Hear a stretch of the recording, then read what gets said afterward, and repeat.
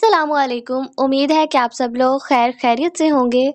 اور آج ہم لوگ نقش ملال بائی واہبہ فاطمہ کو آگے ریڈ کریں گے، مگر ریڈ کرنے سے پہلے اگر آپ نے ابھی تک میرے چینل کو سبسکرائب نہیں کیا تو پہلے چینل سبسکرائب کر لیں، ویڈیو کو لائک شیئر کر دیں اور کمنٹس میں اپنا ریویو ضرور دیں۔ چلیں اب بنا وقت ضائع کیا ہم اپنے ناول کی طرف بڑھتے ہیں۔ خاموش ہو جاؤ، ایسے بھی کوئی قیامت نہیں ٹوٹ پڑی ہے۔ جو ہوا ہے شادی کے بعد یہی ہوتا ہے۔ کیا بھول گئیں کہ آج دن میں تمہاری شادی ہوئی ہے مجھ سے؟ جائش کا لہجہ سادہ تھا، یا شاید اپنی دانست میں وہ اسے چپ کروانے کی کوشش کر رہا تھا، مگر اس کے رونے میں اضافہ ہی ہوا۔ تب اسے چپ کروانے کے آخری حربے کے طور پر اس نے حریم کا چہرہ تھام کر اسے اپنی جانب گھمایا تھا۔ میں سونا چاہتا ہوں، مگر تمہاری یہ سسکیاں مجھے پھر سے اپنی جانب متوجہ کر رہی ہیں۔ کیا چاہتی ہو پھر؟ جائش کا لہجہ بے لچک تھا۔ حریم نے ماہی بیاب کی طرح تڑپتے اپنے دائیں ہاتھ کی پشت سے بہت تیزی سے اپنے آنسو صاف کیے تھے، جیسے کہنا چاہتی ہو کہ اب نہیں روؤں گی۔ That's like a good girl. Jaish نے اس کا گال تھپتھپایا اور اسے اپنی گرفت سے آزاد کر دیا۔ حریم نے اس کی جانب سے اپنی کروٹ بدلی اور اپنے ہونٹوں پر سختی سے ہاتھ جما لیا۔ وہ کافی دیر آنکھیں موندے یوں ہی لیٹا رہا۔ وہ جانتا تھا وہ اب بھی رو رہی ہے۔ سسکیاں سنائی دینا بند ہو گئی تھی، مگر وہ یہ بھی جانتا تھا وہ اب بھی اپنی قسمت پر آنسو بہا رہی ہے، کہ اس کا وجود ابھی بھی جیسے زلزلوں کی زد میں تھا۔ کافی دیر کے بعد جائش نے آنکھوں سے بازو ہٹا کر اس کی پشت کو دیکھا۔ وہ تھک ہار کر جیسے اب آخر کار سو ہی گئی تھی۔ جائش نے ایک سر طویل سی سانس اپنے سینے میں کھینچی۔ خود پر حیرت در حیرت تھی۔ وہ اتنا کمزور تو ہرگز نہیں تھا کہ کسی کمزور لمحے کی ضد میں آ کر کچھ کر گزرتا۔ وہ چٹانوں جیسے ارادوں کا مالک ایک مضبوط ترین مرد تھا، مگر آج کیا ہوا تھا کہ اس نے خود کو روکنے کی کوشش ہی نہیں کی تھی۔ بدلہ یا انتقام تو کم از کم بالکل نہیں تھا، کہ اگر ایسا ہوتا تو کچھ بھی سوچے سمجھے بغیر آج دن میں ہی وہ اپنے ارادوں کو پایہ تکمیل تک پہنچا دیتا۔ تو پھر اسے کیا ہوا تھا؟ جائش نے ایک نظر بھرپور اس نازک سے وجود پر ڈالی۔ بس ثابت ہوا کہ اس وجود کی کشش نے اسے دنیا بھلا دی تھی۔ اس نے جائش کو بری طرح اپنی جانب مائل کیا تھا۔ اس کی رغبت نے جائش کو ہر حد پار کرنے پر اکسایا تھا۔ یہ سوچتے ہی رگوں میں سرور سا اترنے لگا۔ آنکھیں موندتے گہری نیند میں جانے سے پہلے اس کے دل و دماغ میں بس ایک سوال گردش کر رہا تھا کہ کیا واقعی وہ اسے کل یا پرسوں واپس بھیج پائے گا؟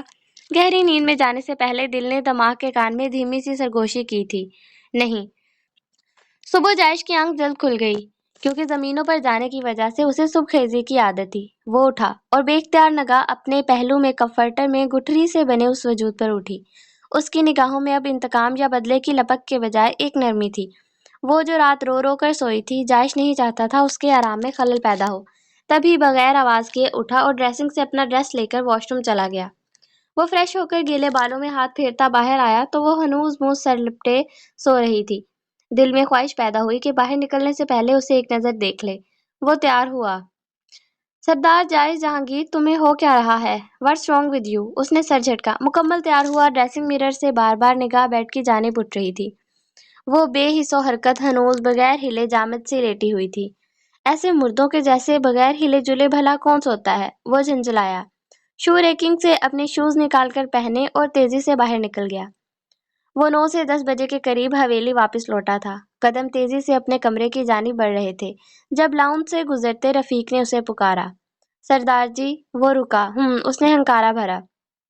مجھے آپ سے ایک ضروری بات کرنی ہے، رفیق اٹک اٹک کر بولا تو جائش نے چھمبے سے مڑ کر اسے دیکھا، جو کل نکاح کے بعد پوری رات جانے کہاں غائب رہا تھا۔ جائز اب اپنے کمرے میں جاتے جاتے کچھ سوچ کر لاؤنج صوفے پر بیٹھ گیا۔ سردار جی، ناشتے میں کیا بناؤں؟ امتیاز نے آ کر پوچھا۔ کمرے میں جاؤ، بی بی سے پوچھو وہ کیا کھائیں گی، اس کی پسند سے بناؤ بریک فاسٹ، جائز نے کہا تو امتیاز کی آنکھیں حیرت سے پھیل گئیں، مگر وہ اس کے ماتھے کی تیوری دیکھ فوراً وہاں سے کھسک لی تھی۔ ہاں بولو، کیا کہنا ہے؟ وہ رفیق کی جانب متوجہ ہوا۔ رفیق اس کے سامنے کھڑا تھر تھر کانپ رہا تھا، جبکہ وہ سرد و سپاٹ چہرہ لیے صوفے پر ٹانگ رکھے گہری نگاہوں سے رفیق کو آبزرو کیے گیا۔ تم نے کچھ کہنا تھا رفیق، اب جلدی بولو، ٹائم کیوں ویسٹ کر رہے ہو؟ میں نے ہاسپٹل بھی جانا ہے۔ سردار جائز جہانگیر نے دانت پیس کر کہتے اپنی کلائی پر بندھی قیمتی گھڑی میں ٹائم دیکھا تھا۔ سردار جی، مجھے معاف کر دیں، رفیق نے اس کے سامنے اپنے ہاتھ باندھے۔ جائش نے چھمبے سے اسے دیکھا اور کڑے تیور لیے ابرو اچکائی۔ اگر رفیق اس سے اس طرح معافی مانگ رہا تھا تو ظاہر سی بات تھی کہ کوئی معمولی بات تو نہیں ہوگی۔ سردار جی مجھ سے غلطی ہو گئی، میں غلط لڑکی اٹھا لایا۔ یہ حریم انابیہ بیبی کے مجرم فیضان ندیم کی بہن نہیں ہے، یہ تو کوئی اور لڑکی تھی اور بے قصور۔ واٹ دا ہیل رفیق! جائش نے سیکنڈز میں لپک کر اس کا گریبان دبوچا تھا۔ غم و غصے اور صدمے سے پاگل ہوتے اس نے رفیق کو خونخوار نگاہوں سے گھورا۔ تم ہوش میں تو ہو؟ جانتے بھی ہو کیا بکواس کر رہے ہو؟ وہ حلق کے بل چلایا تھا۔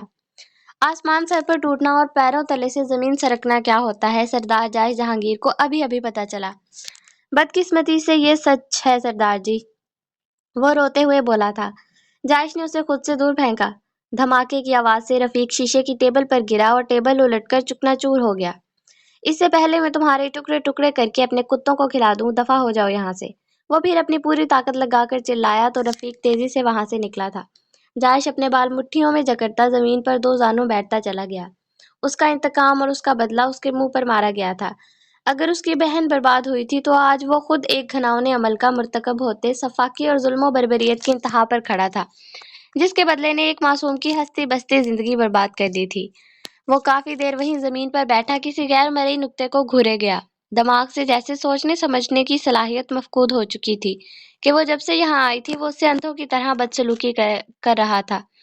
ایک مرتبہ تصدیق کرنے کی بھی کوشش نہیں کی کہ اس معصوم جان سے اس کی کوئی دشمنی نکلتی بھی ہے کہ نہیں۔ حتیٰ کہ جائش نے اس پر ہاتھ بھی اٹھا دیا۔ وہ تو اس انسان کو مرد ہی نہیں سمجھتا تھا جو کسی کمزور نازک وجود پر ہاتھ اٹھاتے تھے۔ وہ اب خود اس فعل کا مرتکب ہو چکا تھا۔ اس نے تو اپنے بھائی کا نام بھی بتایا تھا مگر جائش نے سنا ہی نہیں۔ اس نے سچائی بتانے کی کوشش کی مگر جائش نے اپنے غصے میں پاگل ہو کر اس کی باتوں پر کان ہی نہیں دھرے۔ اسی لیے تو غصہ حرام ہے، جو سوچنے سمجھنے کی تمام صلاحیتوں کو سلب کر دیتا ہے۔ اس نے بھی کچھ بھی نہیں سوچا تھا۔ وہ دھیمے شکستہ قدموں سے اٹھا اور جا کر اسٹڈی روم میں گھس گیا۔ راکنگ چیئر پر بیٹھتے پچھتاووں کے ناگ وجود کو ڈستے رگ رگ کو نیلا کر رہے تھے۔ اس کے غصے نے اس سے بہت بڑا ظلم کروا دیا تھا۔ اوف، یہ کیا کر دیا سردار جائش جہانگیر! اس نے اپنا سر تھام لیا تھا۔ پورا ایک دن ایک معصوم بے قصور وجود کو ناحق تختۂ مشق بنائے رکھا، اسے خود سے نکاح پر مجبور کیا اور سب سے بڑی بات گزشتہ رات کو اس کی مرضی کے خلاف وہ سب کرنا۔ جائش اپنی جگہ سے اٹھا اور غم و غصے سے بے حال اسٹڈی ٹیبل کی چیزیں تہس نہس کر کے زمین پر پھینک دیں۔ اپنے بال مٹھیوں میں جکڑے، سینے میں وحشتوں کے ابال اٹھنے لگے، خود سے بھی گھن محسوس ہونے لگی۔ وہ فرشتہ نہیں تھا، مانا کہ غلطیاں انسانوں سے ہی ہوتی ہیں، مگر وہ تو ایک بے گناہ کو روند کر گناہ کا مرتکب ہوا تھا۔ رفیق! وہ دھاڑا۔ رفیق کدھر مر گئے ہو اب؟ وہ پھر حلق کے بل چلایا۔ تب رفیق ہامتا کامتا ہوا اسٹڈی میں داخل ہوا۔ مالک کے غصے کا دہشت اور خوف اس کے چہرے سے عیاں تھا۔ وہ جانتا تھا اس کا مالک ہرگز ایسا نہیں ہے جو یوں کسی کی زندگی برباد کر دے، یوں کسی معصوم کو رون ڈالے۔ وہ تو اپنی زمینوں پر حویلی میں بھی بے زبان جانوروں تک سے حسن سلوک قائم کرنے کا قائل تھا۔ یہاں تو ایک جیتی جاگتی زندگی کی معصومیت، خوشیاں، نیک نامی نگل لی گئی تھی۔ جی جی سردار، رفیق نے کانپتے ہوئے اسے اپنی جانب متوجہ کیا جو ٹوٹی بکھری حالت میں ٹیبل پر دونوں ہاتھ جمائے، لال انگارہ آنکھیں بند کیے گہرے گہرے سانس لے رہا تھا۔ اس کے متوجہ کرنے پر جائش نے لپک کر پھر اس کا گریبان دبوچا۔ کیوں کیا ایسے رفیق؟ تمہاری وجہ سے، جانتے ہو میں نے کیا کیا؟ اس گلٹ کے ساتھ میں کیسے زندہ رہ پاؤں گا؟ اپنے کیے کا کیسے ازالہ کر پاؤں گا؟ بتاؤ مجھے، وہ چلایا۔ معاف کر دیں سردار جی، وہ پھر سے ہاتھ جوڑ کر رونے لگا، مگر جائش کا دل کیا اسے مار مار کر اس کی ہڈیوں کا سرما بنا دے، مگر اب غصے میں غلطی پر غلطی تو نہیں کرنا چاہتا تھا۔ تبھی اسے ایک جانب جھٹک کر وہ پھر سے راکنگ چیئر پر آ بیٹھا، اپنے ہاتھوں سے اپنی کمپٹیاں دبانے لگا۔ یہ سب کیسے پتہ چلا؟ مجھے تفصیل بتاؤ۔ سردار جی، میں نے اس کی موجودگی کا پتہ چلانے کے لیے اس کے گھر کے آس پاس اپنے بندے چھوڑے ہوئے تھے۔ پھر پتہ چلا پارلر سے دلہن بھی گھر پہنچی ہے اور خیر و عافیت سے شادی بھی ہو گئی ہے۔ مجھے عجیب لگا تو خود پتہ کرنے گیا، تب پتہ چلا کہ پارلر میں 2 حریم کی بکنگ تھی، ایک فیضان کی بہن کی، دوسری بی بی جی کی۔ ہم غلطی سے بی بی کو لے آئے، فیضان کے گھر جا کر پتہ کیا تو تصدیق ہو گئی کہ اس کی بہن کی رخصتی ہو گئی ہے۔ رفیق نے اٹک اٹک کر اپناتے اپنا سر جھکا لیا۔ جائش نے اپنا سر تھام لیا۔ سردارنی کے گھر والوں کا اتا پتہ کیا پھر؟ جائش کو اپنی آواز کھائی سے آتے محسوس ہوئی۔ جی سردار جی، بی بی جی کے بھائی کی شادی تھی، کافی نیک اور شریف گھرانہ ہے۔ بی بی جی کے بھائی کا نام عماد ہے، باپ کا نام یوسف ہی ہے جو نکاح نامے میں ولدیت کے خانے میں لکھوایا گیا۔ رفیق کی آنکھیں زمین میں گڑ گئی تھیں۔ شٹ، اس کے ID کارڈ پر والد کا نام یوسف تھا، لیکن مجھے لگا کہ وہ اپنے بھائی کا نام جان بوجھ کر غلط بتا رہی ہے۔ जायश ने खोए खोए लहजे में कहा। ऐ काश वो उसके कहने पर एक मर्तबा ही सही तस्दीक तो करवा लेता, काश। मगर गुस्से का गुबार छट जाने के बाद जब मनाजिर वाज़े नजर आए तो इंसान जो कुछ भी बिगाड़ चुका होता है वो अपने किए का मदावा नहीं कर पाता। यही सरदार जायश जहांगीर के साथ हुआ था। वो अभी कुछ और कहता सुनता जब इम्तियाज हामती कामती स्टडी में हवाइयाँ उड़ा चेहरा लिए दाखिल हुई थी। सरदार जी, क्या हुआ है, क्या बात है? जायश किसी अनहोनी के होने के ख्याल से बेचैन होकर अपनी जगह पर खड़ा हुआ था। वो सरदार जी, बीबी जी को कुछ हो गया है। मैंने बहुत आवाजें दी मगर वो उठ नहीं रही हैं। वो होश में नहीं आ रही। व्हाट? वो धाड़ा था। जायश का चेहरा पल में सफेद पड़ गया था। वो इम्तियाज के पहलू से गुजरता बहुत तेजी से अपने कमरे की जानिब भागा था। रफीक और इम्तियाज भी घबराकर उसके पीछे ही लपके थे। वो सारी रात अजियत से तड़पी थी। सुबह तकरीबन 8 बजे के करीब उसकी आंख खुली थी। आंख खुलते ही रात के दिलखराश मनाज़िर फिर निगाहों के सामने लहराए तो एक मर्तबा फिर वो अपनी नाकदरी पर, अपनी ज़ात के इस तरह रोंदे जाने पर बलक बलक कर रो दी थी। पूरा जिस्म बुखार से फोड़े की माने दुख रहा था। वो ये अजियत अल्फाज में बयान कर ही नहीं सकती थी जो उस पर बीत गई थी। उसने उठने की कोशिश की मगर हिला तक ना गया। वो यूं ही रोते हुए बुखार की शिद्दत से फिर से गनूदगी में चली गई। वो आंधी तूफान बना अपने कमरे में दाखिल हुआ। लंबे डंग भरता वो बेड तक पहुंचा था। उसके चेहरे से कंफर्टर हटाकर वो एक घुटना बेड पर टिकाकर उसके ऊपर झुका था। अंग अंग से बेकरारी और बेचैनी छलक रही थी। हरीम बेकरारी से उसका चेहरा थपथपाया। माथा कोयले की तरह दहक रहा था। मासूम चेहरा लाल भभोका था। कंफर्टर से अंगारों सी तपश बाहर तक महसूस हो रही थी। हरीम प्लीज वेक अप, आंखें खोलो। जायश ने उसकी मेदे जैसी नर्मो मुलायम हाथ की हथेलियां रब की। इम्तियाज ने पैरों के तलवे रब किए। इसे तो बहुत तेज बुखार है, जायश ने घबरा कर कहा। इम्तियाज, तुम जाओ अनाबिया बेबी के कमरे से उसका कोई सा भी ड्रेस लेकर आओ, और तुम जाओ डॉक्टर को लेकर आओ, जायश ने उन्हें कहा और खुद के उसके हाथ रब किए गए। वो लोग कमरे से निकले तो जायश ने उस पर से कंफर्टर हटाया। कुछ ही देर में इम्तियाज अनाबिया का ड्रेस ले आई। बाहर जाओ, कमरा लॉक कर दो, जायश ने उसे कहा तो वो फौरन वापस चली गई और कमरे का डोर लॉक कर दिया। जायश ने आगे बढ़कर उसके बाजुओं में भरा।